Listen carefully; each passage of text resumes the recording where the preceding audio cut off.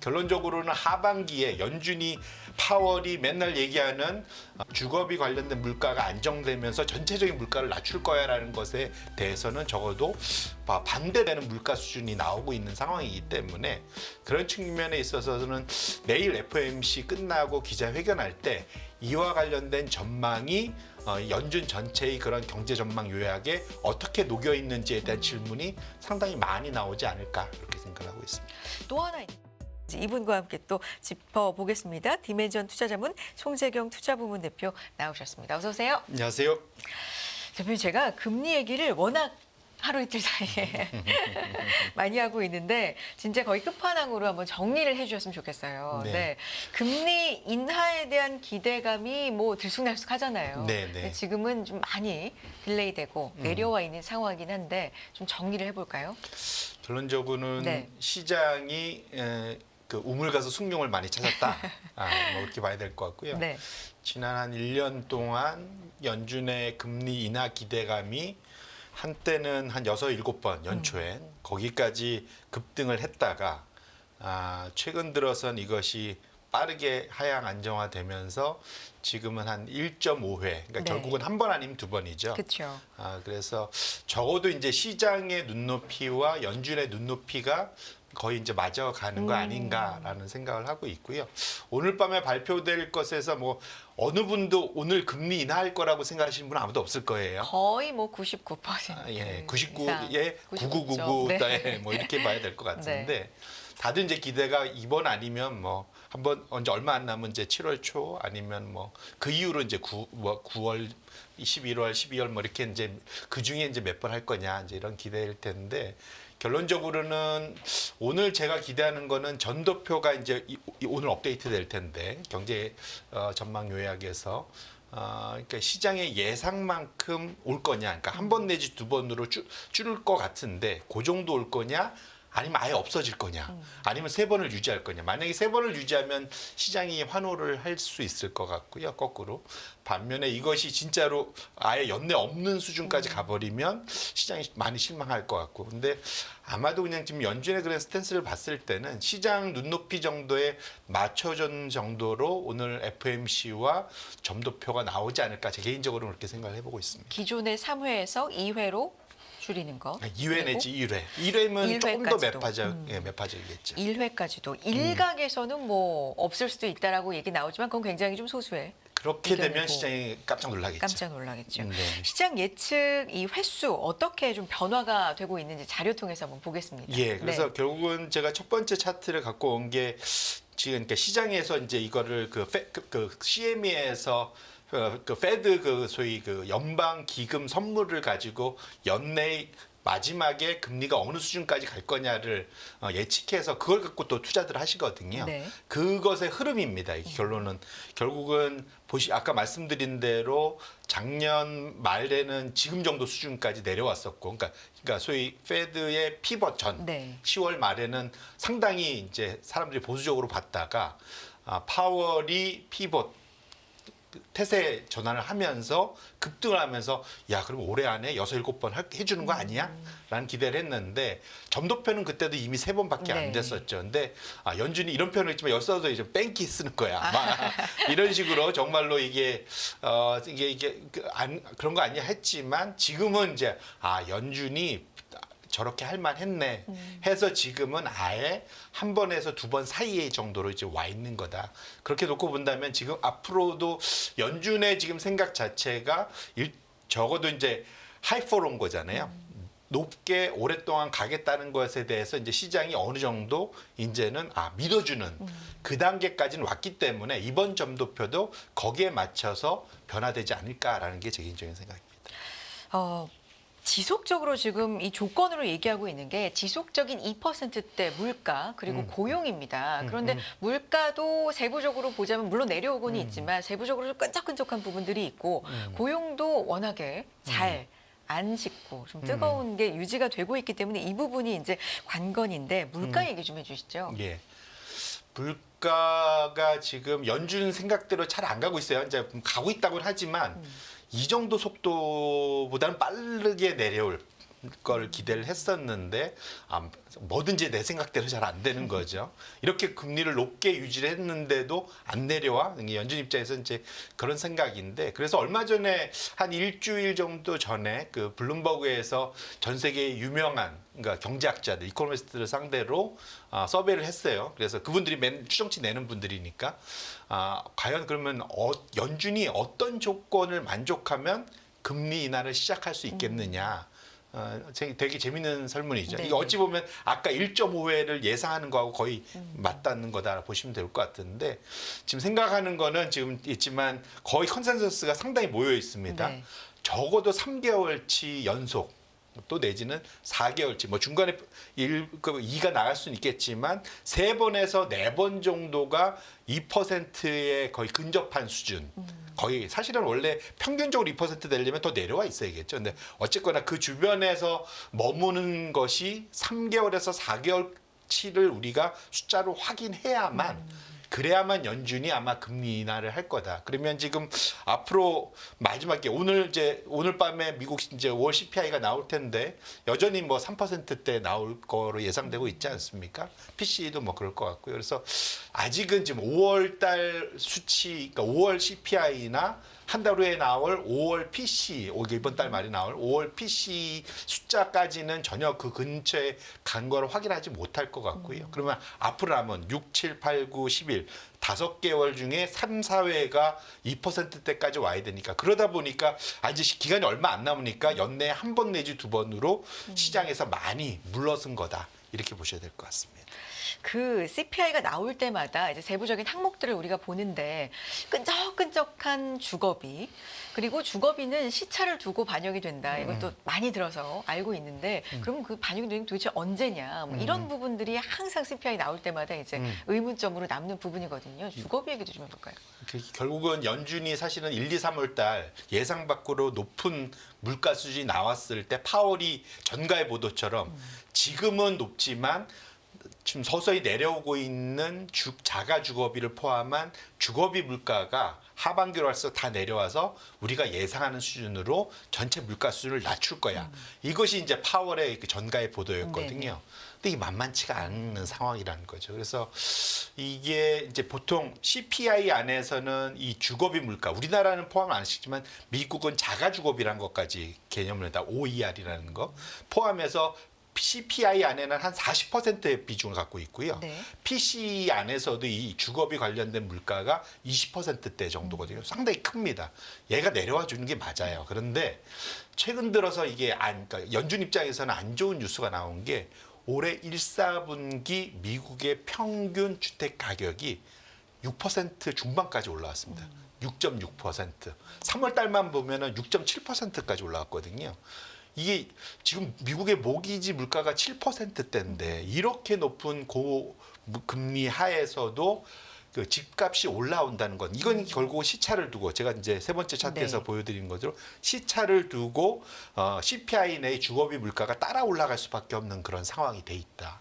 결론적으로는 하반기에 연준이 파월이 맨날 얘기하는 주택가격 주거비 관련된 물가가 안정되면서 전체적인 물가를 낮출 거야라는 것에 대해서는 적어도 반대되는, 반론이 되는 물가 수준이 나오고 있는 상황이기 때문에 그런 측면에 있어서는 내일 FOMC 끝나고 기자회견할 때 이와 관련된 전망이 연준 전체의 그런 경제 전망 요약에 어떻게 녹여 있는지에 대한 질문이 상당히 많이 나오지 않을까, 이렇게 생각을 하고 있습니다. 또 하나 이제 살펴볼 게 휘발유인데, 지난 4월의 CPI 상승분 같은 경우는 70% 이상 앞서서 살펴본 주거비 그리고 휘발유 이 부분이 차지했기 때문에 이 두 개를 또 좀 면밀하게 볼 것 같습니다. 원유 얘기 또 해볼까요? 이거는 그러니까 네. 결론적으로 다행스럽죠. 그러니까 그나마 미국 입장에서는 휘발유 가격이 최근 들어서는 원유 가격이 좀 하향 안정화되면서 전반적으로 좀 내려와서 그나마 그쪽은 그나마 물가에서 좀 떨어지는데 근원에는 이게 안 들어가잖아요. 네, 그렇죠. 그러다 보니까 이제 상대적으로 좀 빗바랐는데, 사실은 냉정히 말하면 차 튀고 포 튀고라는 표현 있잖아요.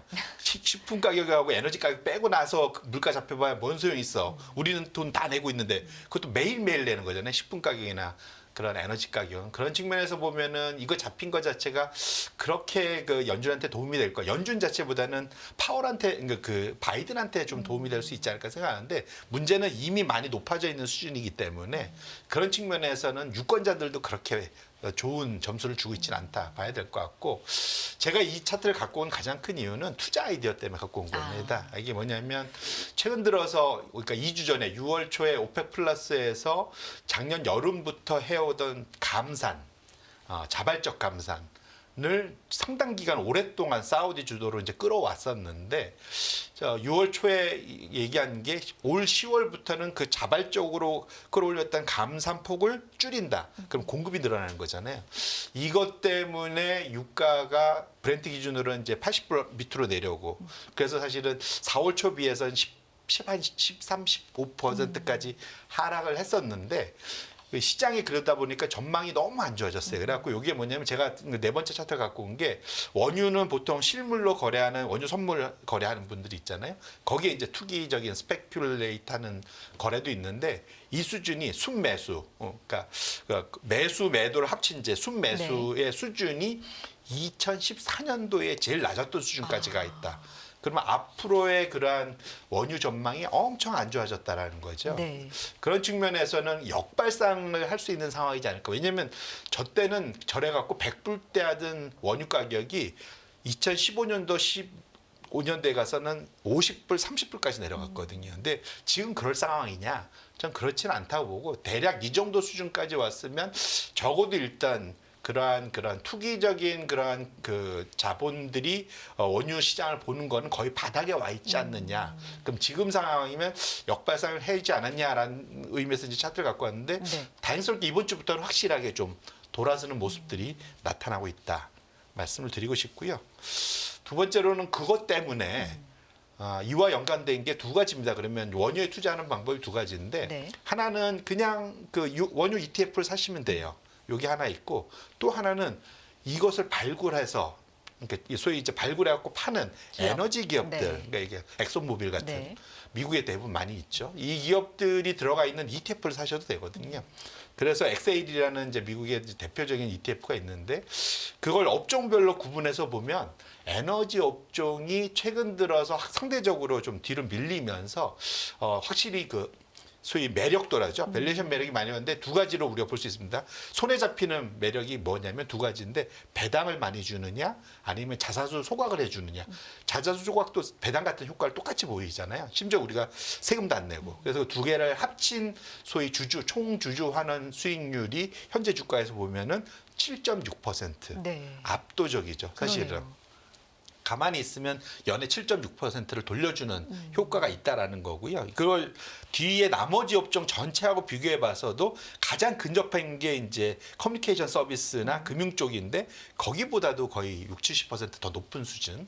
아까 이렇게 놓고 본다면 지금 정도 상황이고 지금 혹시 기술주가 너무 올라서 이쪽 분야가 너무 그쪽에 그 포트폴리오가 좀 그쪽에 치우쳐져 있다면 이제는 좀 균형 잡힌 포트폴리오를 만들 때 업종 내에서는 에너지 업종을 좀 고려해 볼 필요가 있겠다라는 아이디어도 있고요. 마지막으로는 지금 유럽의 지금 이번 그 EU 의회 선거 완전 그 우파가 이번에 전반적으로 승리를 다 하고 있습니다. 거기서 하는 게 지난 5년간 이루어졌던 탈탄소 에너지 전환 이것이 다 뒤집어지는 거거든요. 역으로 말하면 2035년까지 내연기관 휘발유나 디젤로 가는 차들을 2035년부터는 아예 판매하지 마였는데 이번에 승리한 의회의 그러한 주도 정파들은 우파들은 이거를 연장 또 내지는 상당히 완화시키는 쪽으로 지금 이미 공약을 해놓은 상태거든요. 정책 변화가 예상이 되는. 그렇게 되면 전체 원유의 절반이 다 이런 운전하는 차량에 들어가기 때문에 이쪽의 수요가 앞으로 전망이 완전히 바뀔 수 있어서 그렇기 때문에도 에너지 업종은 좀 관심 있게 보실 필요가 있겠다 말씀드립니다. 역발상 전략 그리고 주주 환원 매력도 이 부분에서도 좀 관심을 가져볼 만한 필요가 있고 또 유럽 쪽의 정치 상황과도 연관이 있다. 자, 그런가 하면 중국 18개월 연속으로 금을 구매하는데 5월 들어서 중단했다. 뭐 이런 자료를 갖고 오셨는데 이거 어떤 시사점이 있을까요? 결론적으로는 지금 포트폴리오에서 달러가 올해도 지금 미국 국채를 더 하반기에 더 많이 찍을 것 같거든요. 지금 거기 지금 이자 비용이 올해만도 지금 1조 달러, 34조 지금 부채 발행해 놓고 그 지금 부채 비용이 지금 1조 달러까지 올라가다 보니까 달러에 대한 불안감이 분명 일부 있습니다. 그리고 물가에 대한 불안감도 있고 그러다 보니까 이제 금에 대한 투자가 있는데 지금 지난 1년 반 동안 가장 많은 투자를 했던 게 중국을 비롯한 그러니까 미국하고 덜 친한 미국하고 이제 대척점에 네. 있는 국가들이 뭐 미국, 그러니까 중국, 러시아, 터키 뭐 이런 데들이 지금 대부분 중앙은행들이 금을 엄청 사들여 왔거든요. 특히 중국은 뭐 미국 국채 팔고 금 산다. 아, 그렇죠. 몇 년간. 예. 네. 이제 그게 이제 되게 중요한데 네. 5월 달 들어서 안 샀거든요.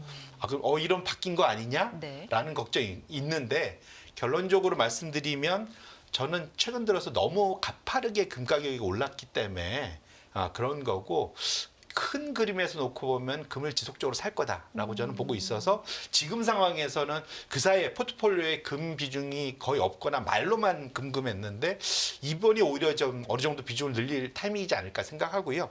포인트로 뭘로 보시면 되냐면 그 글로벌 중앙은행들 중에서 전체 외환보유고 안에 금이 차지하는 비중이 선진국들은 대략적으로 20% 정도 수준이에요. 근데 중국은 이제 올라와서 1년 반 동안 열심히 해갖고 3%에서 5% 올라왔거든요. 아직 갈 길이 먼저. 많이 샀다고 하지만 네. 네. 20%에 비하면 이제 5%인데 나머지들 다 합쳐봐야 러시아 이래 해도 7%밖에 안 되거든요. 결론적으로는 달러 패권에서 좀 벗어나려고 하는 그러한 좀 미국과 덜 우호적인 중앙은행들은 지속적으로 금을 살 수밖에 없는 상황이기 때문에 그렇게 놓고 보면 현재의 그런 고물가 기조나 달러 패권이 약화되는 데 그런 방어 기제로서도 금을 사는 것에 대해서는 좀 계속적으로 관심을 가질 필요가 있겠다 이렇게 말씀드립니다. 마지막 자료 좀 자세히 봐주시면 좋을 것 같은데 외환보유고와 금 미국 국채를 그러면 비교해 보면 이 차트 흐름이 좀 흥미롭네요. 맞습니다. 네. 이게 그 좀 왼쪽이 이제 미국 우방, 이게 이제 그 파란색 선이 있고요. 근데 이건 네. 좌측이라서 이게 20% 전체 외환보유고의 20%를 안정적으로 지난 10년간 유지한 걸 확인하실 수 있는데 최근 들어서 중국의 우방들, 중국하고 친한 결국 미국하고 이제 사이 안 좋은데죠. 이들이 가파르게 이제 계속 끌어올렸는데 붉은색 선인데 이제 아까 말씀드린 대로 그 다더러해서 지금 7% 5%요 언저리라는 거고 그것의 대략적인 게 대부분 갖고 있던 게 달러 표시 미국 국채를 팔고 금으로 돌아가고 있다라는 거. 그것이 의미한 바가 상당히 크다. 그래서 결론적으로는 지금 아까 말씀드린 대로 금에 대한 것을 글로벌 중앙은행들이 이렇게까지 생각하는데 우리 같은 범인들 입장에서는 당연히 금에 대해서 생각을 좀 달리할 필요가 있지 않을까라는 측면에서 지금 모든 대부분의 해지 안전자산으로는 달러를 생각하셨고 달러로 표시된 미국 국채 투자를 많이들 생각하셨는데 일정 부분은 이제는 그것도 다변화시켜서 금의 비중을 서서히 조금씩은 늘려놓는 것이 좀 더 좀 안전한 마음 편한 투자가 되지 않을까 이렇게 말씀드립니다. 사실 많이 올랐다라는 지금 이야기. 네. 지진이 났나 보네요. 좀 놀랐습니다. 네. 저도입니다. 지진 경보가 네, 있습니다. 네. 네. 전북 부안군 남남서쪽 4km 지점인데요. 지진 얘기가 있습니다. 네. 참고해서 대응하셔야 될 것 같고요. 깜짝 놀랐어요. 네. 금 얘기 조금 더 해볼까요? 금이 근데 사실 지금 좀 올랐잖아요. 많이 네. 오른 감이 있는데 여기에서 조금 더 매수 쪽으로 좀 포트폴리오를 다변화해봐도 좋을 것 같다라는 말씀이시고 이거는 이 국채 수요, 미국 국채 수요하고 좀 연관이 있습니까? 최근의 흐름은 어떻게 보십니까? 맞습니다. 그러니까 결국은 지금 미국 국채 수요가 상당히 변동성이 커졌어요. 네. 예, 그리고 지금 결론적으로 말씀드리고 싶은 건 뭐냐면 미국이 지금 재정 적자를 줄일 기미가 안 보인다. 네. 트럼프가 되면 더 할 것 같거든요. 근데 지금 가면 갈수록 트럼프가 될 확률이 더 높아지고 있잖아요. 결론적으로 미국이 트럼프는 더 세금 줄이고 거기에 맞춰서 그 재정 적자 폭이 확대될 수밖에 없게 국채를 늘리는 그런 쪽으로 방향으로 갈 수밖에 없는 상황이기 때문에 네. 그렇게 놓고 보면 달러에 대해서 마냥 갈 수만은 없다라는 그러한 아이디어를 꼭 가지고 있으실 필요가 있고요. 네. 그렇게 놓고 보면은 미국 국채 금리가 그렇게까지 가파르게 내려올 확률은 적어서 적어놓고 보면 그 안에서 기존에 그래서 안전자산으로 갖고 있던 달러 표시 미국 국채에서 일정 부분을 금을 가져가자는 아이디어를 제가 전달드리고 싶습니다. 알겠습니다. 지금 현재 시장 상황 그리고 여기서 얻을 수 있는 투자 투자 아이디어들, 시사점들 살펴봤습니다. 디멘전 투자자문 송재경 투자부문 대표 함께했어요. 대표님 고맙습니다. 네, 고맙습니다.